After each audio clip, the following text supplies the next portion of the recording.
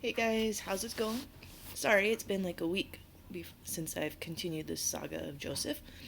We're picking up in Genesis 42. It starts out with telling us that because the famine was everywhere, Jacob heard that Egypt had food. And so he tells his sons, he's like, hey, you need to go to Egypt and go buy us some food. So all the sons, except for Benjamin, who's the youngest, goes. So 10 brothers, the 10 brothers who had thrown Joseph into a pit and then sold him into slavery, make their way to Egypt. Now, when they get to Egypt, it says that Joseph was actually the one doing the transaction. So, like, people had to come and make their case before him and buy food from him.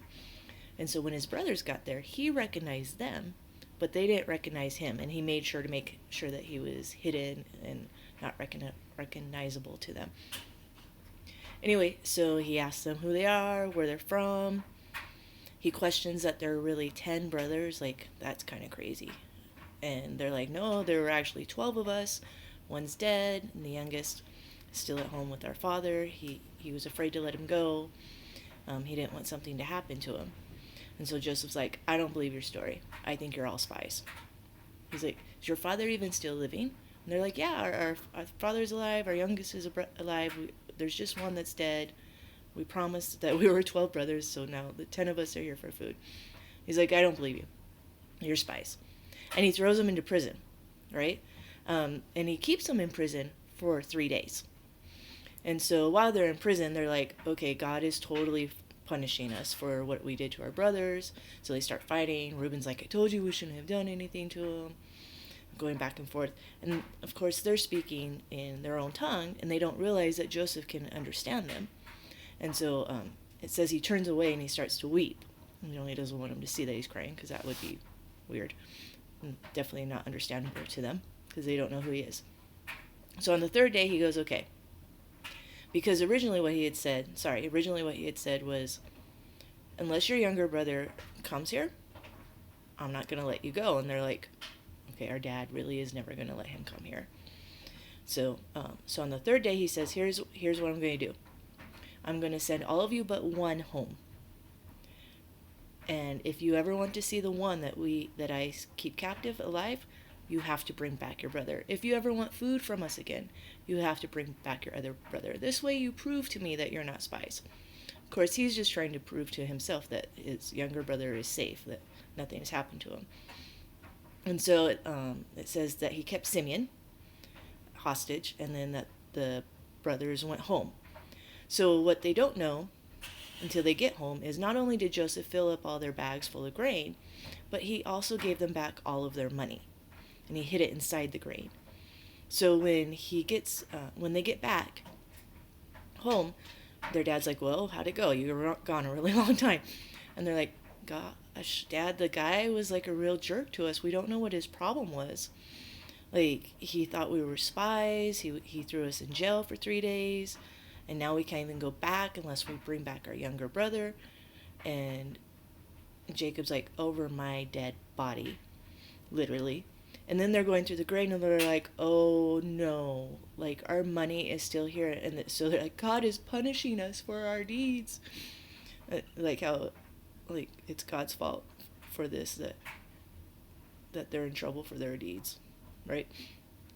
But, so anyways, and so Jacob's like, well, I'm not sending Benjamin, who's the youngest. And they're like, well, we're not going back unless you send us with Benjamin. And Judah even says, he's like, Dad, like, I promise he'll come back safe. Like, you could kill my 2 sons for him. And Jacob's like, no, not having it. Well, they run out of food. Well, they run out of grain, right? And so Jacob's like, you have to go back and get grain. And the brothers are like, we already told you, like he will not even see us. He'll probably kill us if we go back without Benjamin, right? And so finally, and Judah again is like, Dad, you could hold my kids for security. I promise that nothing will happen to him. Nothing at all. Now remember, Judah was the one who was like, let's sell Joseph. So he was so we're seeing a little bit of change of heart here. Maybe once now that he has his kids of his own and starting to understand things. Maybe, you know, he's starting to understand a father's heart type of idea. And poor Simeon has been in jail for a while. Like the brothers tell Jacob, they're like, Dad, we could have been there and back twice already. Like it's been that long. So Jacob is so frightened of something happening to Benjamin that he's all right with Simeon sitting in another jail. He's not about to sacrifice one son for another. Okay?